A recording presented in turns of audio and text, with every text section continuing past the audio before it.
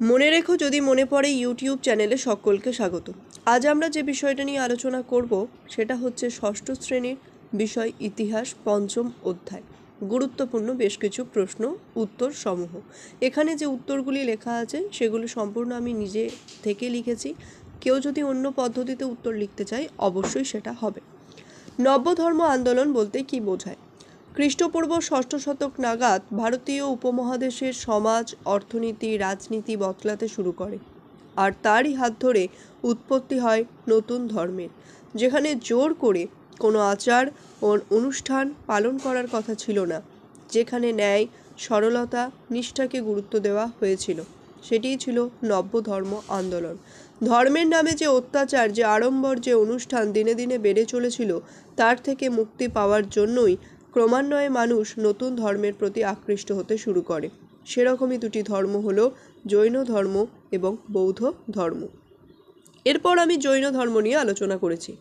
জৈন ধর্মের মোট তীর্থঙ্কর কতজন ছিল? জৈন ধর্মের মোট তীর্থঙ্কর ছিল 24 জন।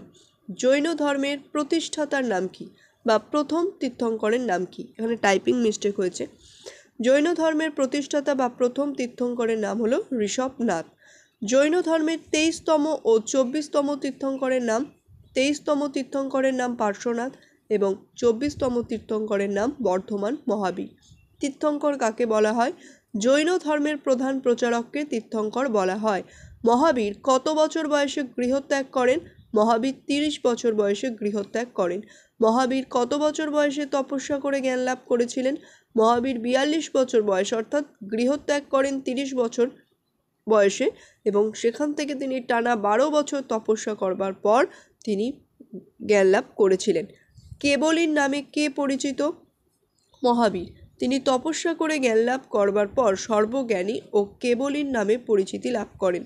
কত বছর বয়স কত বছর পর্যন্ত তিনি ধর্ম প্রচার করেন? টানা 30 বছর পর্যন্ত তিনি ধর্মমত প্রচার করেন। কত বছর বয়সে কোথায় তিনি মৃত্যুবরণ করেন?